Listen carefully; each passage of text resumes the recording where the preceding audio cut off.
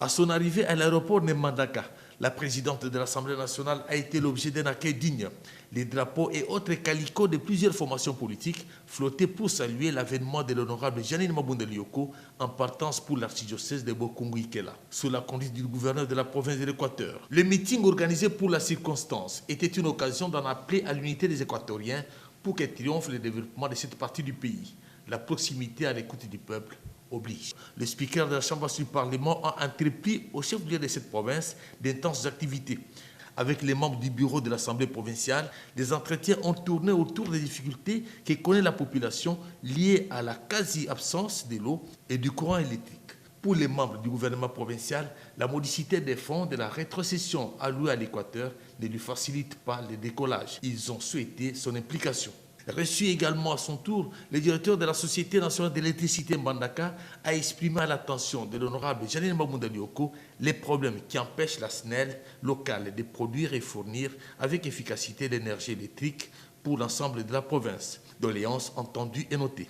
Le bref séjour de la présidente de l'Assemblée nationale à Mbandaka, accompagnée du gouverneur Bobo Boloko Bolumbu, était une occasion pour rencontrer les membres de la Fédération PPR d'Équateur. Le mémorandum lui remis par la même occasion décrivait les voies et moyens en vue de la bonne marche du parti à la base. Il en est de même pour les membres de la plateforme Cap pour le changement Équateur qui ont eu des échanges considérables avec l'honorable Janine Mabunda Lioko axés autour du renforcement et du soutien de la coalition FCC Cash pour les biens de la nation.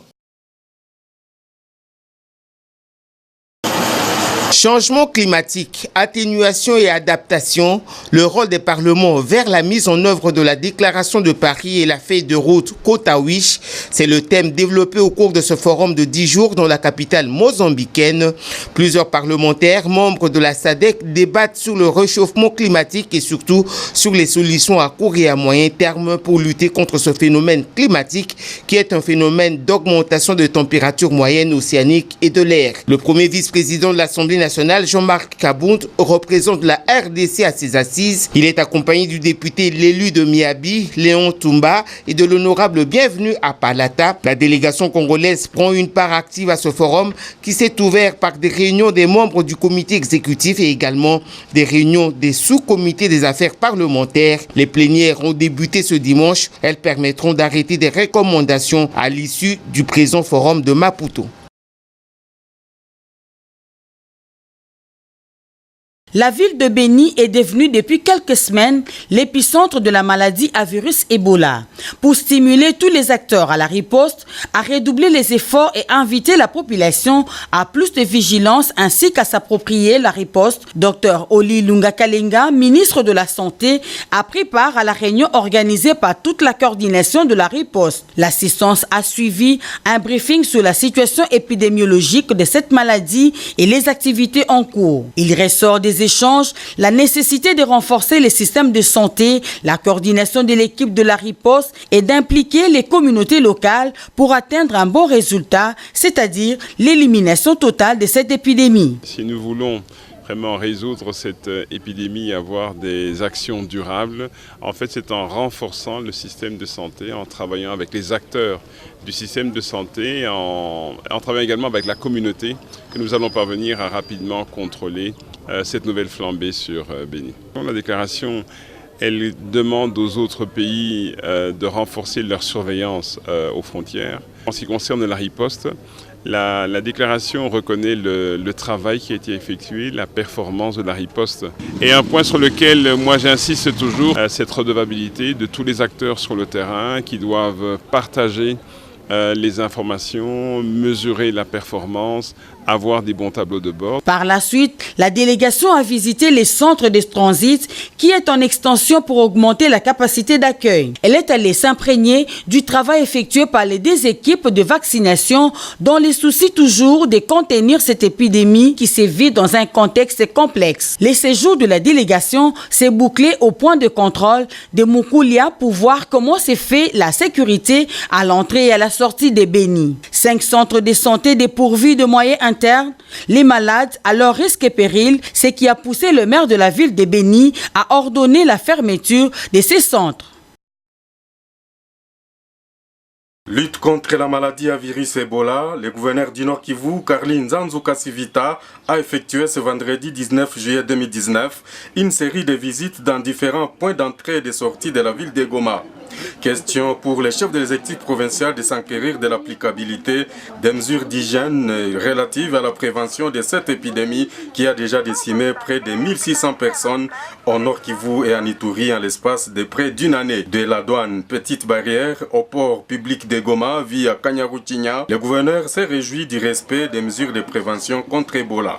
Nous sommes encouragés par ce qui est en train d'être fait et nous allons multiplier assez d'efforts. C'est la raison pour laquelle nous sommes venus personnellement parler avec les services pour qu'il n'y ait pas de complaisance.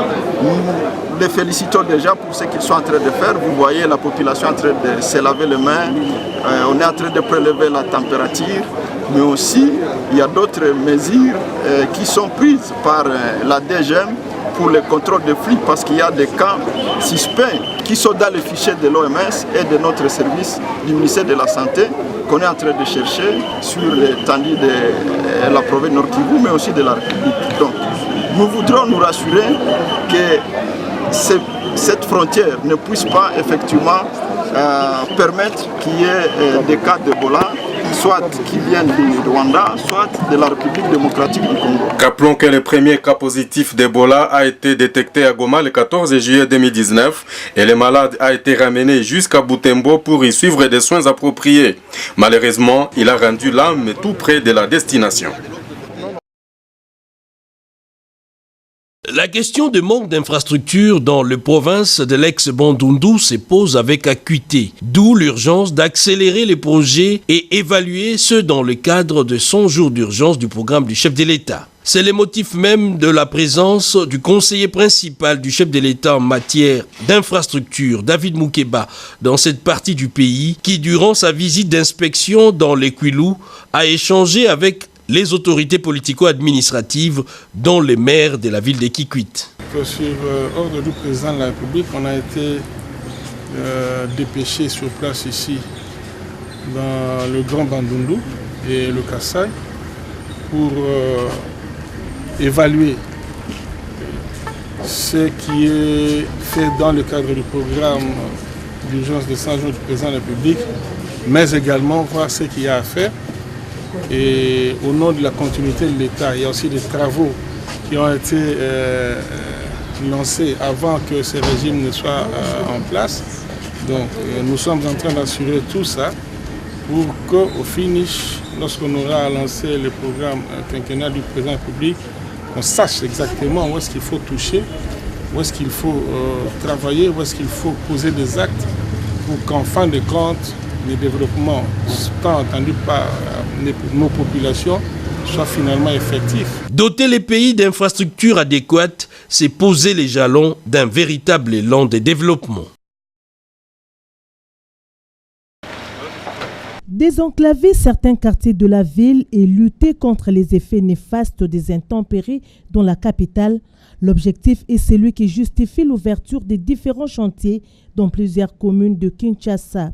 Sur le terrain, les travaux évoluent positivement, a constaté le ministre provincial de Kinshasa en charge des infrastructures après une ronde des chantiers, notamment au camp Luka, où les ouvriers sont à pied d'œuvre pour finaliser les travaux du pont qui va désenclaver ces quartiers. Thierry Kabouya, qui a également constaté l'état de la route Benseke et du pont Lunda-Bouloulou, rassure qu'avant les retours des fortes pluies, plusieurs infrastructures seront opérationnelles. Avec les ouvrages qui sont en train d'être faits, avec les travaux qui sont en train d'être faits sur l'avenue Koutou et sur l'avenue Maïndombe, nous pensons que vraiment à terme, ce problème d'embouteillage sera réglé.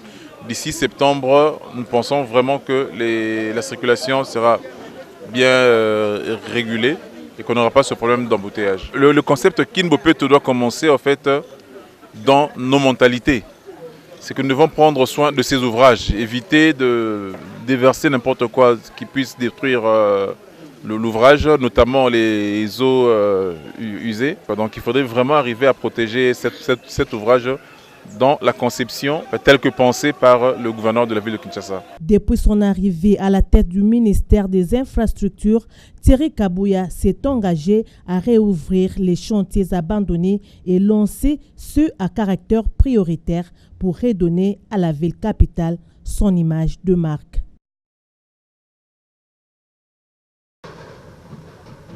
Cet engin en image au site aéroportuaire d'Ndjili procède au compactage du sol, technique visant à améliorer la qualité et la solidité du sol. C'est pour éviter les fissures dans les ouvrages. Ces travaux sont exécutés sur les chantiers où l'on construit l'aérogare définitive, le tarmac et les centrales à béton. Dans un mois, l'étape de la fondation sera entamée, à en croire les responsables de WITEC, l'entreprise commise pour la construction de ces infrastructures aéroportuaires. Ils l'ont dit aux experts de la Régie des voies aériennes au cours d'une mission de suivi. Ici, les centres d'équipement où sont installés des carrières, forages et une station-service. La société WITEC a pris les dispositions de préfinancer les travaux qui sont en train de se réaliser sur cette plateforme. Les travaux ont réellement commencé. Il fallait commencer par les travaux préparatoires qui consistaient à l'installation de l'entreprise sur le chantier, ce qu'on appelle communément la construction de la base vie, une base vie bien faite. La plateforme ce matin, comme vous l'avez remarqué, est déjà en train d'être préparée, stabilisée. Les études sont remises à la Régie des voies aériennes pour approbation. Et bien donc, le grand boulot a démarré. À l'instar des ouvrages en pleine construction, la base vie offre déjà au personnel des chantiers un cadre idéal pour l'entrepôt, le garage, les restaurants et l'administration pour une bonne coordination des travaux. Quinoises et Quinois, je tiens à vous informer que compte tenu du climat tendu observé ces derniers temps dans la ville de Kinshasa, le gouverneur de la ville a pris une mesure d'interdire toutes les marches. À partir du lundi 22 jusqu'à la fin de la semaine, il n'y aura aucune manifestation politique dans la ville de Kinshasa. Toutes les sollicitations ont été refusées. Par conséquent, toute personne qui tentera de troubler l'ordre public va trouver la police sur son chemin. Nous devons respecter la loi. C'est ça même l'état des droits. La police sera debout et nous serons fermes. On va traquer tout celui qui ne va pas respecter la loi. Qui qu'il soit et de quel camp qu'il soit, la police est apolitique et impartiale. Il ne faudrait pas que les gens prennent les pays ou le gouvernement comme si c'était une blague. Nous devons respecter la loi. Et nous serons stricts ce jour-là. «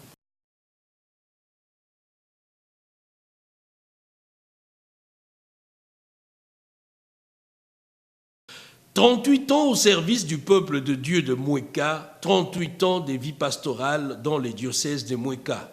L'évêque émérite de ces diocèses, aujourd'hui chef de la maison civile du chef de l'État, Monseigneur Gérard Moulumba, a été reçu par la communauté de Mouéka avec, à sa tête, l'élu de ces coins, Constantin Benguele Kwete Tamouk. Une joie immense pour l'évêque émérite qui s'est souvenu de moments de communion avec ses peuples et qui a adressé par la suite un message d'unité et de réconfort. Remise symbolique des cadeaux, bénédiction à la communauté à travers une prière, Mouéka a revisité l'histoire de la construction de l'église Saint-Étienne de Mapéa, où l'évêque a exercé son ministère divin dans un beau cadre, geste de l'honorable Constantin Benguele Kwete Tamouk. Nous voulons donc profiter de cette circonstance pour exprimer de tout cœur, de notre profonde personne intérieure, notre gratitude au chef de l'État pour cette nomination, pour cette élévation. Chef de l'État à qui nous réitérons pleinement nos sincères félicitations, teintées d'un soutien inconditionnel et aveugle. Ces moments festifs autour d'un verre a permis également de resserrer les liens fraternels entre notables de Mouéka, appelés à vivre dans l'unité pour ne penser que développement de Mouéka et rien d'autre.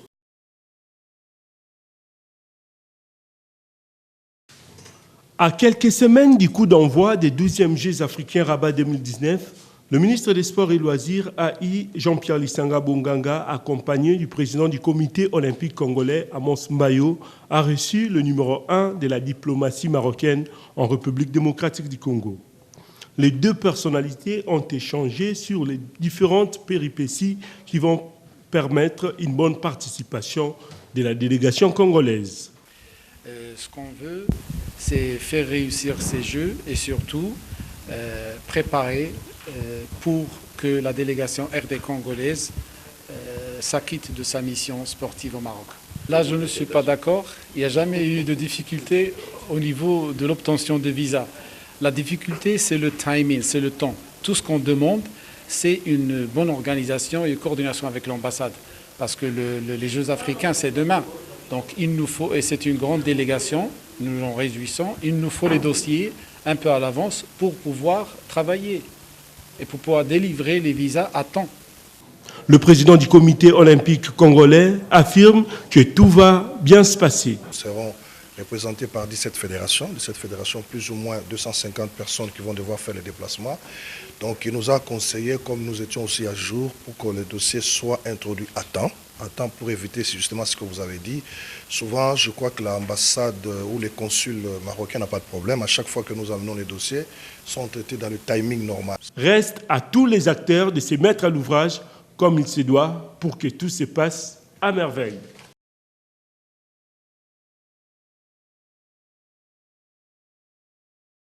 Le président de la République, Félix-Antoine Tshisekedi Tshilombo, a déployé au courant de la semaine d'intenses activités s'inscrivant dans les domaines du social, de la santé et de la diplomatie. Et une délégation de l'Agence japonaise de coopération internationale, conduite par son président Shinichi Kitaoka, a eu des entretiens en début de semaine avec le président de la République à la Cité de l'Union africaine. La consolidation de la coopération bilatérale séculaire entre la RDC et le Japon par l'entremise de la JICA était au centre des échanges. Cette séance de travail a permis au chef de l'État de faire un tour d'horizon de projets réalisés en RDC avec l'appui de la JICA, en l'occurrence le pont maréchal au Congo central, la route de poids lourds, le bâtiment moderne de l'Institut de préparation professionnelle, pour ne citer que ces réalisations. Le président de la République a explicité sa vision consistant à placer les provinces de la RDC parmi les priorités des actions à entreprendre dans un proche avenir. C'est dans cette optique que la délégation de la JICA a entrepris une tournée dans les différentes provinces pour faire un état des lieux des projets. Saisie des préoccupations des usagers de la route et des Quinoises et Quinois relatives aux perturbations de la circulation à Kinshasa suite aux travaux des sauts de moutons, le président de la République, Félix-Antoine Tshisekedi Tshilombo, a effectué une visite éclair de différents chantiers de la ville. Soucieux de s'imprégner personnellement du niveau d'avancement de ces ouvrages en construction pour désengorger les grands carrefours de Kinshasa, le chef de l'État a commencé sa ronde par Kinsuka Pompage dans la commune de Ngaliema où l'entreprise chinoise Krek 8 est à pied d'œuvre sous la supervision de l'Office de voirie et drainage. Sur place, le chef de l'État a reçu des explications du directeur général de l'OVD, Benjamin Wenga, sur l'exécution des travaux qui avancent à pas de géant. Selon les estimations, le premier saut de mouton sera ouvert au public vers fin septembre prochain à Kinsuka Pompage. Le cortège présidentiel s'est ensuite ébranlé vers le boulevard du 30 juin où l'entreprise Safrika s'attelle à construire des sauts de moutons au niveau des Sosima et du rond-point Mandela. Sur certains sites visités, le cas notamment du chantier de l'avenue des Libérations, le travail de forage traîne. Les experts ont justifié la situation par la complexité des études préalables. Selon le directeur général de l'OVD, les sondages et l'analyse du sol, ainsi que le dimensionnement de l'ouvrage, exigent du temps. Du centre-ville en passant par l'avenue de l'université, le chef de l'État a visité le chantier de Bonhomme avant de se rendre dans le district de la Tchangou où il est allé s'enquérir en compagnie de la population en liesse de l'état d'avancement des travaux d'un pont en construction sur l'avenue Kolumba. Dans la Tchangou, des sauts de moutons sont en construction sur le boulevard Lumumba sous la supervision de l'Office des routes. Les travaux vont se poursuivre et produiront d'ici la fin de l'année un joli cadeau de Noël, a rassuré le président de la République. Il a instruit les services de la police nationale pour une réglementation professionnelle de la circulation routière. Préoccupé au plus haut point par la situation dans l'est de la RDC où la maladie à virus Ebola sévit dans une partie de la province du Nord Kivu, le président de la République Félix Antoine Tshisekedi Tshilombo a réuni à la Cité de l'Union africaine la coordination congolaise de la riposte contre Ebola afin d'examiner les voies et moyens d'accroître les mesures de prévention pour arriver à bout de ces virus, dont un cas de décès a été signalé à Goma. Le chef de l'État a donné à ses interlocuteurs de nouvelles orientations en vue de mettre en place des mesures d'encadrement plus efficaces pour contenir définitivement ces fléaux. La semaine qui s'achève, comme les précédentes, est restée marquée par plusieurs faits. 72% des réussites, les lauréats ont inondé les artères de Kinshasa pour célébrer la publication des résultats de l'examen d'État édition 2019. Le ministre intérimaire en charge de l'enseignement primaire, secondaire et professionnel, Emery Okunji, a remis le support numérique contenant les résultats de Kinshasa aux différentes entreprises de téléphonie mobile. Klaxons des véhicules, sifflets, vuvuzelas ont été mis à contribution pour créer le maximum de bruit. Pire, ces scènes de liesse ont conduit à des pertes en vies humaines. La police est vivement interpellée. La confirmation d'un cas de maladie à virus Ebola dans la ville de Goma, dans le Nord Kivu, a tétanisé le commun de mortels. À Genève, la réunion du comité exécutif de l'Organisation mondiale de la santé OMS a déclaré Ebola urgence mondiale de santé publique. Le ministre de la Santé, le Dr Oli Ilunga Kalenga, a participé à la réunion et y a rappelé le principe. La RDC reste le leader de la riposte, la transparence et la redevabilité dans la gestion des ressources mobilisées. Pour le cas d'Ebola à Goma, le ministère est resté rassurant. Goma se préparait depuis 11 mois, pas de panique donc. La résurgence de l'insécurité à Kinshasa s'est aussi invitée au menu de la semaine. 2 meurtres à Mongafula ont été enregistrés et le ministre provincial de l'Intérieur s'est mobilisé pour parer au plus pressé. En même temps, des conducteurs de taxi-moto faisaient une découverte macabre. Un corps sans vie d'une personne dans la trentaine, selon la police scientifique, gisait à terre aux abords du stade de martyrs de Kinshasa. La semaine, c'était aussi le feuilleton Alliance des forces démocratiques du Congo et allié AFDCA. Modeste Batilukwebo, qui en est l'autorité morale, a été radié du Front commun pour le Congo FCC. On lui reproche son obstination dans le maintien de sa candidature au poste du président du bureau du Sénat. On voudrait le punir. Modeste Bati s'affranchit et se réjouit de l'autonomie retrouvée. Dans l'entretemps, l'AFDC se fissure. Néné Nkoulou se déclare nouvelle présidente du regroupement. Le président du CNSA, Joseph Olengankoy, s'en est mêlé et a tenté de calmer les jeux. Pour le Kamba Tilukwebo, il n'y a aucune marge à laisser aux usurpateurs. La justice devra trancher. Tous les présidents des assemblées provinciales des 26 provinces de la RDC étaient à Kinshasa dans un séminaire de renforcement des capacités. L'honorable présidente de l'Assemblée nationale, Janine Mabunda, a présidé la cérémonie d'ouverture et a invité ses représentants des provinces du pays à travailler pour la stabilité.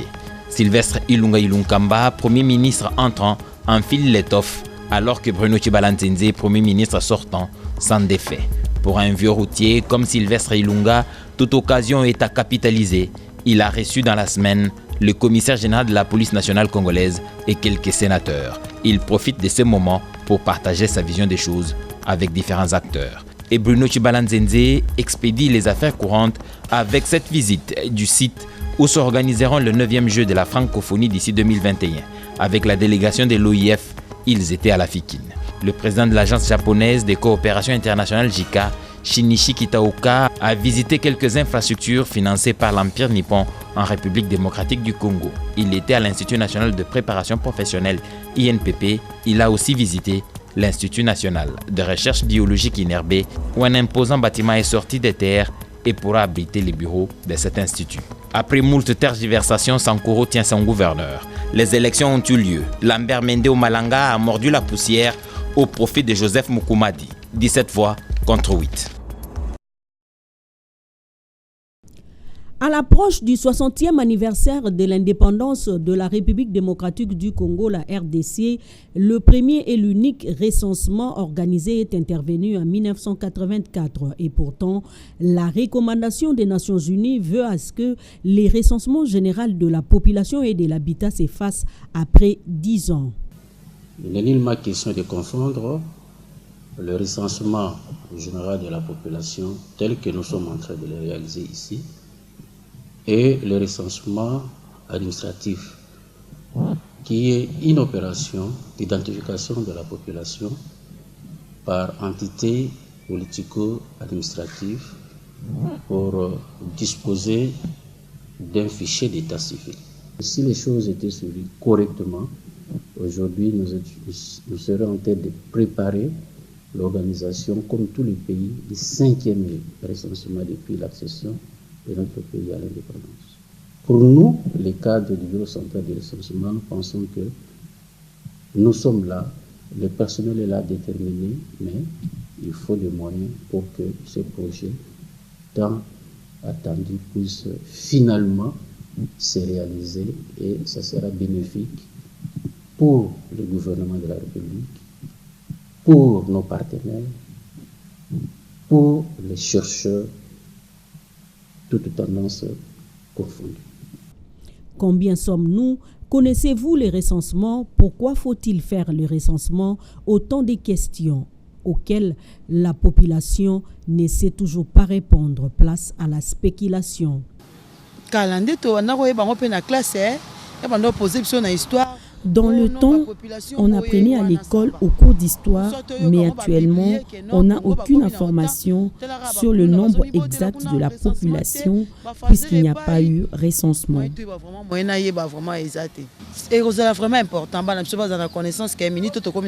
À cette question, il m'est très difficile de répondre, d'autant plus que ça fait un bout de temps. On n'a jamais eu un statistique correct, on n'a pas eu de recensement, mais approximativement, on peut dépasser 60 millions. Le recensement va nous amener à avoir un statistique correct. Donc on ne peut pas imaginer la population parce que chaque jour, il y a des enfants qui naissent, il y a des personnes qui meurent aussi. Alors c'est très difficile de donner un chiffre réel. Selon une source inconnue, le nombre d'habitants de notre pays, la République démocratique du Congo, s'élève à 80 millions d'habitants. Mais depuis les années 2010-2005, on nous informait que notre pays avait 60 millions d'habitants. C'est très important de faire le recensement. C'est depuis 2009 qu'un décret a été signé prescrivant les RGPH2 et l'acquisition des différents matériels pour les opérations. Malgré qu'il se pose un problème de financement, la RDC, à travers sa structure spécialisée, s'y attelle. Ce projet a été articulé en 4 phases. La première phase, c'était ce qu'on appelait la phase préliminaire. La deuxième phase, c'est la phase préparatoire. La troisième phase, c'est la phase de dénombrement exhaustif, donc le recensement proprement dit. Et la quatrième phase, c'est la phase post-dénombrement, post-censitaire. Et pour le moment, nous sommes dans cette phase. Cette phase devrait essentiellement tenir compte de la mise en place des outils de travail pour préparer la cartographie censitaire. Le deuxième recensement général de la population et de l'habitat, le RGPH2, permettra de doter au plus tôt les pays des statistiques fiables à jour et à couverture nationale. Le gouvernement ne pouvait pas rester en marge avec le développement des nouvelles technologies de l'informatique et de la communication. Il fallait à tout prix procéder à un recensement numérique. Le chef de l'État l'a d'ailleurs souligné lors de son discours d'investiture. Sans moyens financiers, il sera difficile de pouvoir réaliser le projet. Et il sera difficile que le rythme soit soutenu. Et c'est l'occasion pour moi de saluer la détermination de son Excellence Félix-Antoine Tshisekedi Tshilombo, le président de la République, chef de l'État, pour l'organisation du deuxième recensement général de la population. Et nous pensons qu'avec cette volonté exprimée par l'autorité suprême, le gouvernement ne ménagera aucun effort pour mettre des moyens conséquents pour que finalement ce projet, qui a trop duré, puisse se réaliser. La RDC pourra, à la fin de l'année 2021, savoir le nombre exact de sa population, ce qui permettra une bonne planification des politiques publiques en matière de développement.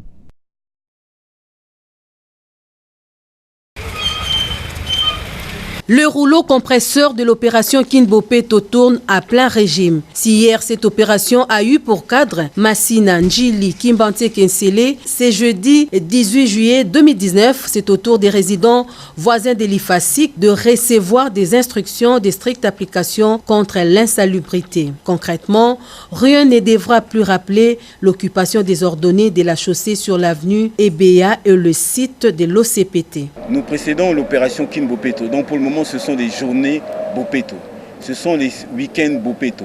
Et il est de notre devoir à nous de vulgariser, d'expliquer la loi. Comme vous l'avez vu, nous avons expliqué en matière de tapage nocturne et diurne. Il y a l'édit 005 du 9 octobre 2012 qui sanctionne les tapages nocturnes et diurnes, qui entraînent des amendes de 1 million et des peines de privative de liberté. Nous avons l'édit 003 qui sont les mesures portant protection de l'environnement et l'assainissement de la ville, qui sont des mesures pour protéger l'environnement. Sur l'avenue de la Justice, dans le parage de la maison communale, les brigades d'assainissement se sont mises à l'œuvre pour évacuer les chaises, le pneu ainsi que les ordures qui salissent la route. À proximité du siège des mécanismes de suivi, le ministre provincial de l'Environnement, Didier Tenguetelito, a ordonné le dégagement de la clôture en tôle placée en prévision de l'installation d'un parking. L'aspect lutte contre le réchauffement climatique a été aussi au rendez-vous avec notamment la plantation des arbres le long du boulevard du 30 juin. Cette initiative née d'un jeune aussi entrepreneur en la personne de Félim Bengamukuna est encouragée par le chef de l'exécutif provincial du Lualaba qui a personnellement visité les stands érigés pour la circonstance. Vous savez qu'aujourd'hui, le chef de l'État a beaucoup insisté sur l'investissement du capital humain qui est l'homme, d'où la présence ou la valeur à cette phrase, le peuple d'abord. La question liée à l'entrepreneuriat, c'est une question qui apporte le salut quand on parle de la question de l'emploi des jeunes. Donc c'est une manière pour moi d'être très honoreux parce qu'au moins la réponse est donnée et tous les jeunes entrepreneurs sont satisfaits parce que recevoir un homme d'État de cette trempe comme Richard Mouej-Manguez-Mons, c'est vraiment un sentiment vraiment de joie, c'est un honneur parce que c'est quelqu'un qui a toujours les soucis de voir cette jeunesse montante réussir dans tout ce qu'elle entreprend comme activité. Richard Mouej-Manguez-Mons promet d'accompagner ces jeunes dans leurs initiatives avec son gouvernement. Je suis très impressionné parce qu'il faut avouer que j'ai commencé à développer un préjugé négatif de nos jeunes au Lualaba.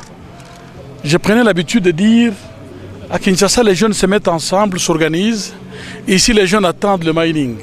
Mais je me rends compte que les jeunes ont des idées, qu'ils ont des projets, mais ils sont ignorés et ils ne se développent pas. Je voudrais féliciter les organisateurs, en l'occurrence MJDD, et je voudrais dire à Madame le ministre de l'entrepreneuriat des jeunes qui est avec moi et qui a découvert avec moi que le Lualaba a des potentialités. Nous avons des réunions pour approfondir ces présentations et présenter les projets. Nous avons des réunions à partir de lundi, mardi et mercredi pour voir dans quelle mesure on doit les accompagner et tout de suite. Le grand rendez-vous national sur la population qui a débuté jeudi 11 juillet s'est clôturé ce vendredi 12 juillet. La lecture de cet arrêté nous pousse quand même à faire des observations. D'abord sur le plan de la forme et sur le plan juridique, nous sommes surpris que le ministre intérimaire faisant partie du gouvernement qui a déjà déposé sa démission auprès du chef de l'État et démission acceptée, et qu'un ministre, membre de ce gouvernement sortant, se permette encore de signer des arrêtés de nomination aux postes importants dans le secteur qui est le nôtre, l'enseignement supérieur et universitaire.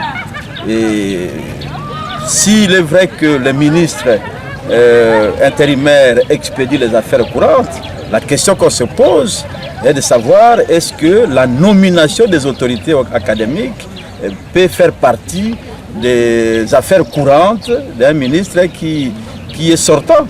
Je ne sais pas à quel niveau se situe l'urgence pour que le ministre se permette de poser un acte dont l'importance est quand même assez capitale. On ne peut pas imaginer que là où se trouvent des professeurs d'université et que le ministre puisse se placer à la tête des établissements, des assistants, des chefs de travaux pour diriger les professeurs.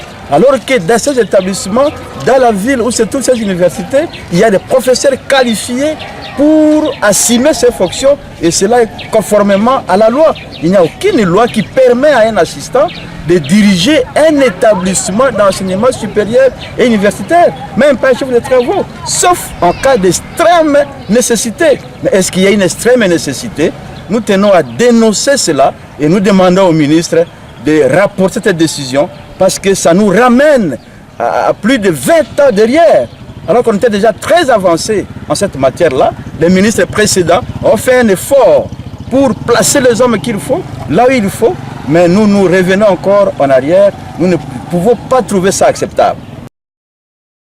Vers une action commune, c'est sous ce thème qu'a été célébrée la journée africaine de lutte contre la corruption, édition 2019. Il s'est agi d'appuyer les efforts des uns et des autres dans des domaines de lutte contre la corruption qui touchent tous les pays, qu'ils soient développés ou non, riches ou pauvres. À cette occasion, l'officiant du jour a fait savoir à l'assistance que le Christ est venu pour combattre les mal. Il a par la suite exhorté l'assistance à demeurer fidèle à Dieu et à produire des bons fruits, conformément à ses recommandations en vue d'un avenir radieux.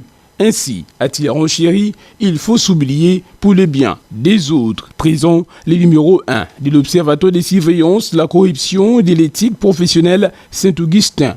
Mwenda Mbali Mweta Minois a saisi cette opportunité pour dire merci à Dieu pour la grâce lui concédée. C'est dans le sens de la clôture des activités commémoratives de la journée africaine de lutte contre la corruption. Nous avons voulu que la clôture se fasse par une messe d'action de grâce. Vous n'êtes pas sans ignorer que c'était la première fois qu'on a pu recevoir la présence du président de la République. À ce type d'activité, je crois que Dieu était avec nous et il est avec nous. C'est comme ça que nous confions même le chef de l'État entre les mains du Tout-Puissant pour qu'il puisse l'accompagner dans l'accomplissement de sa vision. La célébration de la journée africaine de lutte contre la corruption est une occasion importante pour reconnaître les progrès. Rappelons que la corruption constitue un frein au développement d'un pays.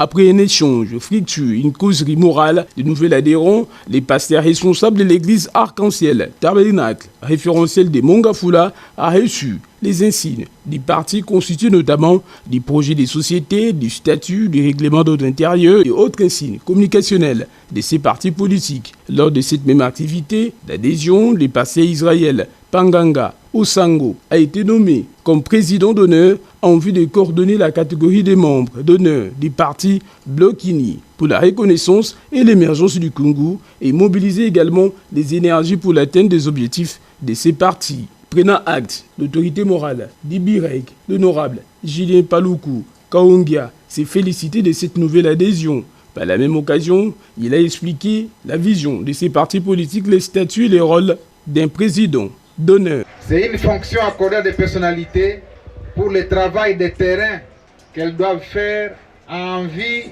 d'amener les partis dans le cœur de chaque citoyen, aussi bien à l'intérieur du pays qu'à l'extérieur du pays. Les nouveaux adhérents qui a rejoint les partis Birek, les pasteurs responsables de l'église Arc-en-Ciel, Tabernacle Vision de l'Aigle de Mongafula, a exprimé toute sa satisfaction pour la considération lui témoignée par les partis Birek. Je promets de travailler très dur pour porter les partis très haut. Rappelons que les partis politiques Bloc-Ini pour la reconnaissance et l'émergence du Congo, la révélation de l'actuelle ère politique congolaise, est au sein de la plateforme Alliance des acteurs pour la bonne gouvernance du Congo, qui est également la troisième force de la coalition du Front commun pour le Congo. L'élection prochaine à la présidence du Sénat ne cesse de susciter des réactions dans tous les sens. Les Benalubunda du Maniema et du Grand Katanga ne sont pas en reste. Ils appellent les honorables sénateurs à voter utile. Tous unanimes, cette frange de la population vivant à Kinshasa se range derrière la candidature d'Alexis Thambwe Mwamba, membre du FCC à la présidence du Sénat. Ils ont lancé un message de soutien. Nous, les jeunes ressortissants de Benalubunda, du Maniema et du Katanga, vivant à Kinshasa, soutenons le sénateur Alexis Thambwe Mwamba pour sa désignation par l'autorité morale du Front commun pour le Congo. Le président honoraire Joseph Kabila Kabange à la présidence du Sénat. Nous demandons aux honorables sénateurs de voter utile pour l'avancement de notre pays, la République démocratique du Congo. Pour le président de la communauté Benalubunda, Madame Hélène Fatouma, vice-présidente.